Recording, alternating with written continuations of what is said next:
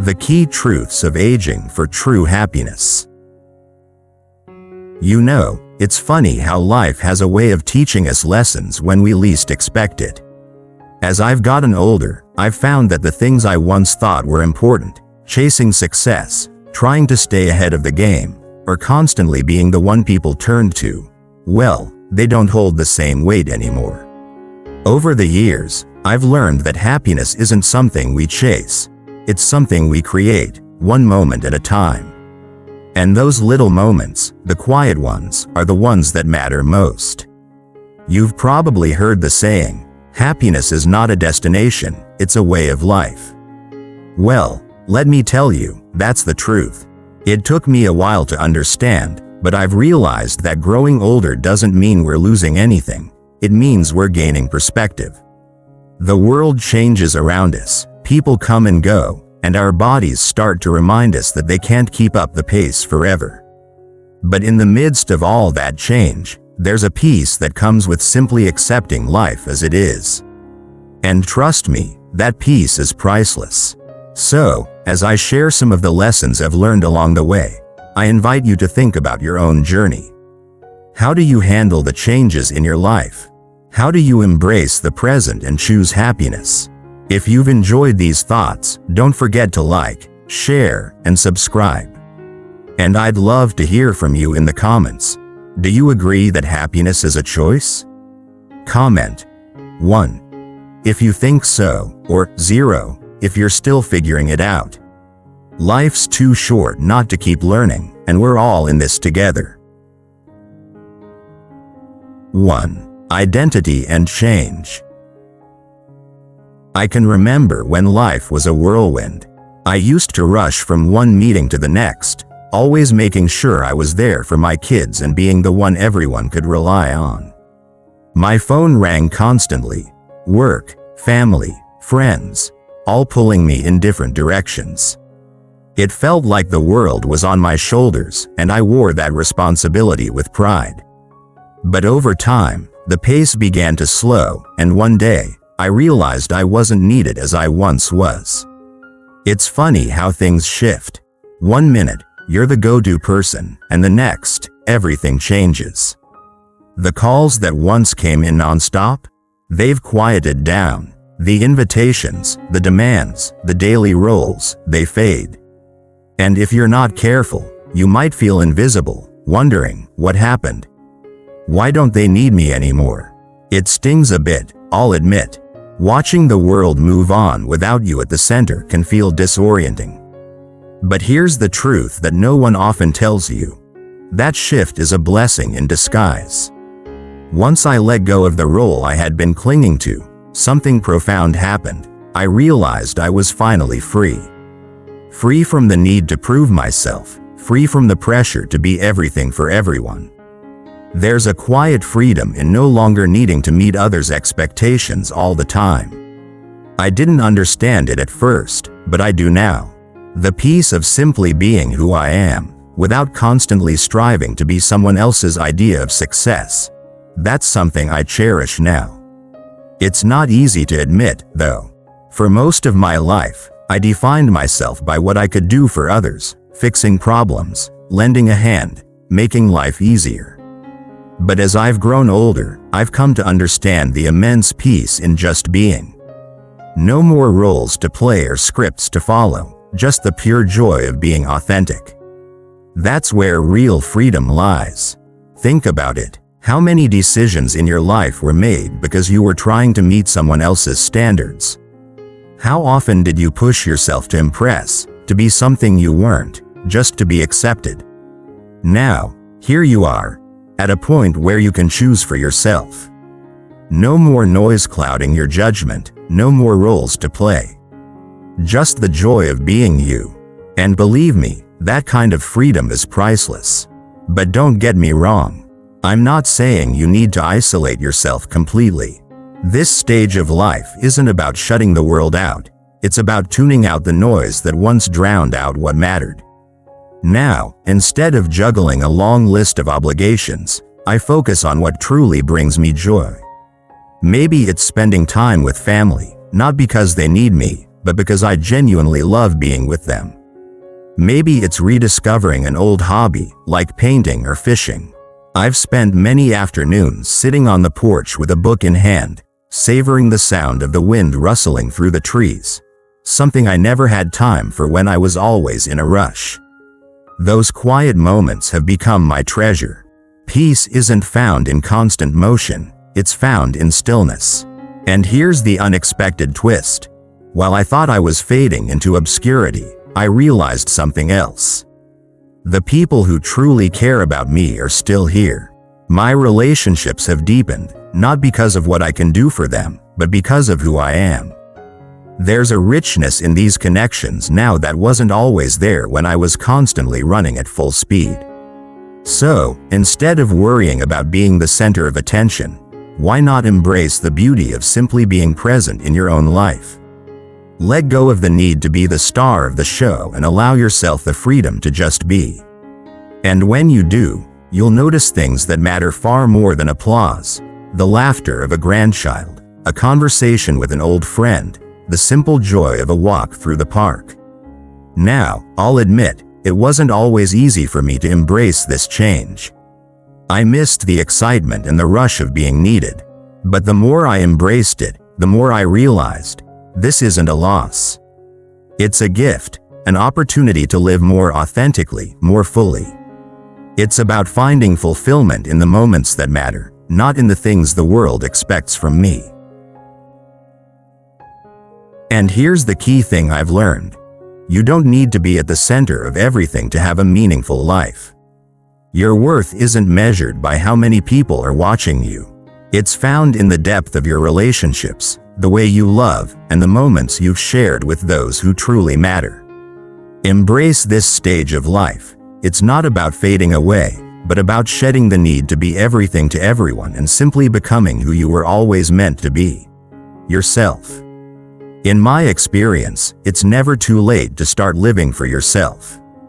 Whether it's picking up that old guitar or starting a new hobby, joy can be found in the simplest moments. And that, my friend, is the kind of fulfillment I wish for everyone. But as I began to realize that I no longer had to be the most important person in others' lives, I also noticed something else. My body wasn't the same as it used to be. These changes, whether in my mind or my body, are simply a part of growing older. 2. Physical change. You know, I've been thinking a lot about how things change as we get older, and it's funny how much we overlook those changes until one day, they just sort of hit you in the face. I remember when I could jump out of bed in the morning, take a brisk walk down the street, and barely break a sweat. Those days feel so far away now. Don't get me wrong, I'm not complaining. I still get up every day and move, but I have to admit that it's a bit slower now. I'll tell you, when I start to get out of bed and I hear my knees groan a little, I can't help but think, what happened to the body that could just keep going? It's like this body that I've trusted for so long is now asking for a little more attention, a little more care, and sometimes a little more patience. It's a strange thing, isn't it? That realization that your body isn't moving the way it used to. Those joints that carried you through the years start to remind you that they've had enough of carrying the load. Getting up from a chair feels like it takes a little more effort than it used to, and those evenings spent walking around the block now seem like I'm preparing for a marathon. I used to take it all for granted. But now, now I find myself appreciating the smaller moments, like how good it feels to just sit and rest for a while. But at first, I resisted it. I won't lie to you. I tried to power through, thinking I could keep up the pace I had in my younger years. The frustration of not being able to keep up was real, and for a while, I really struggled with that. But here's the thing. My body wasn't failing me. It was adapting. As I sat down one evening after a long day and thought about it, I realized something pretty important. These changes are a part of life. They're not signs of weakness. They're proof that I've lived, that I've carried the weight of all those years. Every wrinkle on my face tells a story. Those slower steps? They're a reminder that I don't need to rush anymore. I've done enough of that. The aches in my body? They've earned their place, just like I've earned my rest. It's funny, but as I started to accept these changes, I found myself feeling more at peace with them. I wasn't losing anything. I was gaining wisdom, a new kind of strength, one that's quieter but just as important. So, I've started to honor what my body is telling me. Instead of pushing it harder, I listen to it. I make sure to get up and stretch more often, to take my time. I've started eating better, paying attention to what nourishes me, not just the body, but the soul. And yeah, sometimes I have to slow down, but there's a peace in that. Instead of rushing from one thing to the next, I find joy in the small things. A slow walk around the yard, a warm cup of tea, the smell of fresh flowers in the garden. These are the moments I used to rush past, but now, they feel like the gifts they truly are. So, let me tell you this. Your body is not your enemy just because it doesn't move like it used to. It's simply showing you a different kind of strength, one that comes from years of experience. And trust me, that's something worth embracing. With every change, my body and mind led me to new relationships, especially with those I've loved over the years. And then, I realized something. In this life, our loved ones won't always stay with us. But what truly matters is that love endures, no matter how much time passes. Do you agree with this? If you think love continues even when people aren't around, comment 1. If you think otherwise, comment 0. I'd love to know your thoughts. 3. Loss and love. You know, it's funny how we often think we have more time with the people we love. I used to believe that my closest friends, the ones I laughed with, shared stories with, and got into all kinds of trouble with, well, I thought they'd always be around. But as the years pass, life has a way of shaking things up. People move away, they grow in different directions, and yes, some of them pass on. And that silence they leave behind? It's a quiet, yet forceful reminder that time doesn't wait for anyone, no matter how much we wish it would. I remember one friend in particular, Bill. He and I had a standing coffee date every Sunday morning at the same little diner. It wasn't anything fancy, just two old men talking about life, family, and the ups and downs of the week. We'd laugh about the silly things our grandkids did, gripe about the aches and pains that seemed to get worse every day, and of course, we'd reminisce about the good old days, when we were younger, healthier, and ready to take on the world. Bill had this way of making me laugh, even when things felt tough. But one Sunday, I sat there waiting, and Bill didn't show up. No call, no text, nothing. At first, I thought, maybe he's caught in traffic. But deep down, I knew something wasn't right. Bill had passed away suddenly the night before, and I hadn't even had the chance to say goodbye. It hit me harder than I thought it would. There was an empty space at that table where his hearty laugh used to fill the air. That silence felt louder than anything I'd ever heard. For the first time in a long while, I felt a deep ache in my chest, the kind that only comes when you lose someone who's been part of your daily life. I never realized how much I took those little coffee sessions for granted until they were gone. Losing Bill wasn't just a passing sorrow, it was an ache that lingered, one that often caught me off guard. There are still days when I think, I need to call Bill, only to remember that I can't. That realization still hits me like a ton of bricks. But here's something I've learned over the years. Grieving isn't a sign of weakness. It's a sign of love. We grieve because we've loved deeply, and love doesn't disappear, it changes, it transforms. It lives on in our hearts, in the memories we hold, and in the lessons we've learned from those who've touched our lives. But here's the thing I've come to understand. Just because people leave doesn't mean we stop forming meaningful connections. In fact, some of the most unexpected and meaningful relationships can come when you least expect them. A few months after Bill's passing, I joined a local book club. I wasn't sure what to expect, but the people I met there brought a new light into my life. One woman, Carol, shared a story about her late husband, and we connected deeply over our shared experience of loss. We started meeting for coffee just like Bill and I used to do. And while it's different, it still brings me joy to have someone to talk to, laugh with, and share those quieter moments with. This stage of life has also taught me something invaluable: the importance of cultivating a relationship with the most important person in our lives, ourselves. I know, that sounds strange at first, doesn't it? I spent so many years being needed by others, that the idea of spending time with just myself felt foreign. But I've learned that there's no greater gift than enjoying the quiet moments spent in your own company. There's something peaceful about those moments when you can just sit back, reflect, and be present with your own thoughts. You begin to understand yourself in ways you never did before, and it's in these moments of solitude that I've found my own growth. Don't get me wrong, I'm not suggesting we should shut ourselves off from the world. Far from it, but there's a beauty in being comfortable with who we are, in appreciating our own company, and in embracing the changes that come with aging without fear or regret. Solitude, when embraced, isn't something to dread. It's an opportunity for growth, creativity, and peace. Yes, some people won't be around forever, and that's a difficult truth to accept. But the love we've shared, the love we continue to carry, doesn't fade with time. It transforms. It lives on in the way we live our lives, in the stories we continue to tell, and in the new relationships we build.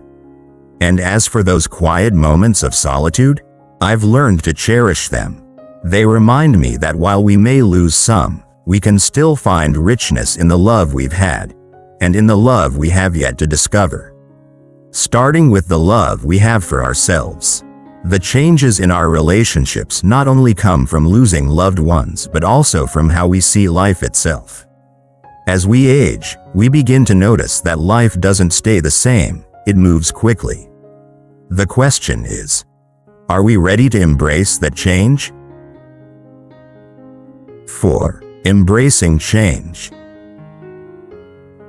Change is inevitable. It's something we all must face, whether we like it or not. As I get older, I notice it more: the world shifting, society evolving, and technology advancing faster than I can keep up. It's funny, isn't it? You can spend years settling into a comfortable rhythm, and then, bam, change hits you like a ton of bricks. And when you're older, it feels like those changes come faster, harder, and sometimes a little more jarring. I remember a time when I thought I had everything figured out. My life, my routines, the world around me, it all made sense. I had my favorite music, my habits, the little traditions that made life feel familiar and safe. But over time, those things started to shift. The music changed, the people around me changed, and the world didn't always seem to share my love for the way things used to be. I couldn't help but feel a little out of place sometimes. The things that once felt so comforting, the simple routines, the familiar faces, started to slip away like sand through my fingers. I think a lot of people my age can relate to this. We get comfortable, don't we? We settle into a pace, and when those routines start to change, it's tempting to resist. It's easy to long for the past, to wish for the days when life seemed simpler, more predictable. But here's the truth I've come to understand: resisting change only deepens the pain. The more you fight against it, the harder it becomes to move forward. It's like trying to stop a river with your hands. You'll tire yourself out, and the river won't slow down. So, what if instead of resisting, we embraced change? What if we saw it as an opportunity to grow, rather than something to mourn? Change doesn't have to be negative. It can be a chance to engage with life in new ways, to stay curious, to keep learning. After all, the world is still unfolding, and there's so much left to discover, no matter how many years have passed. I'll admit, I wasn't too thrilled about technology at first. Smartphones, social media, it all felt a little unnecessary to me. I preferred things the way they were, simple and straightforward. But over time, I realized that if I didn't adapt, I'd be left behind. So, I started small. First, I learned how to use email, then I got the hang of texting. Before I knew it, I was using a tablet to stay in touch with family across the country. At first, it was overwhelming, but soon enough, it became a lifeline, a way to connect in ways I never thought possible. Change doesn't mean abandoning the things that matter most. It's not about discarding your values or traditions. It's about finding ways to bring them into the present, to adapt them to a world that's constantly changing. Adapting means staying engaged with life, no matter how old you are. It means looking at every new experience as an opportunity to grow, learn, and expand your horizons. And if there's one thing I've learned over the years, it's that staying curious is the key to feeling alive. Every day is a new opportunity to learn something, whether it's a hobby, a skill, or a fresh perspective on the world. That curiosity, that willingness to embrace new things, keeps the heart young and the mind sharp. So, yes, change is inevitable. It's a part of life, whether we like it or not. But instead of fearing it, we should see it as a gift. It's life's way of offering us new experiences, inviting us to grow and evolve. We don't have to be left behind. We can move with change, learn from it, and find meaning in the transformation. In the end, change isn't our enemy, it's our companion on this journey we call life.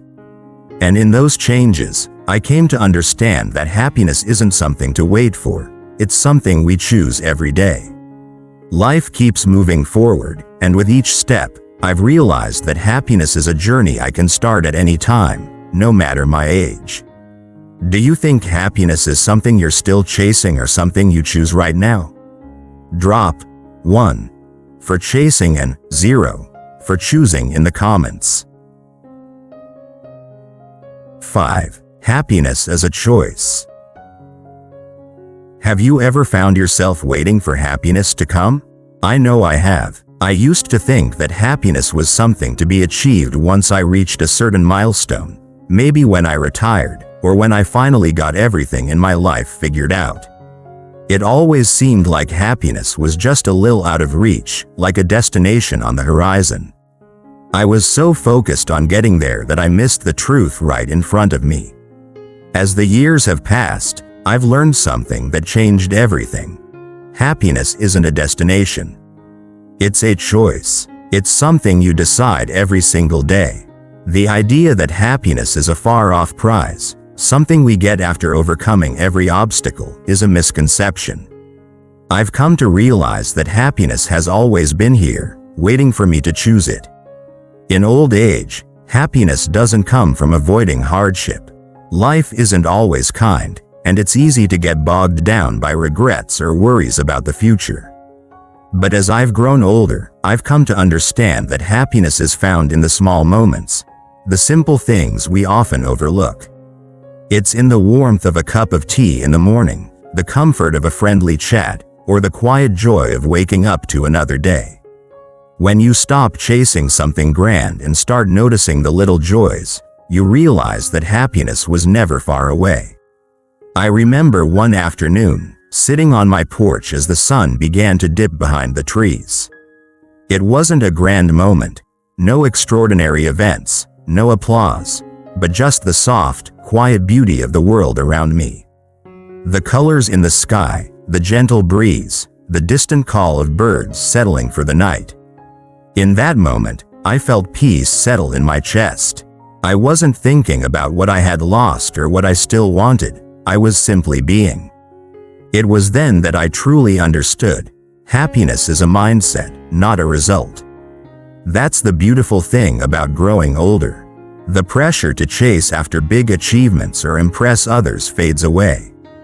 The things that once seemed so important, status, wealth, recognition, start to feel like distractions. What really matters, what really brings happiness, is learning to appreciate life as it is.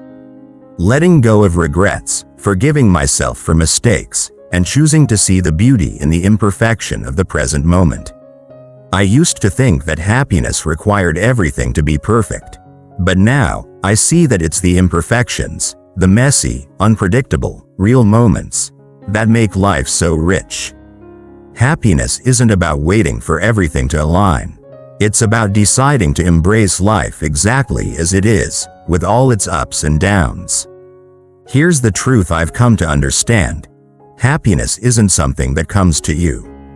It's something you create. It's not dependent on your age, how much money you have, or where you stand in life.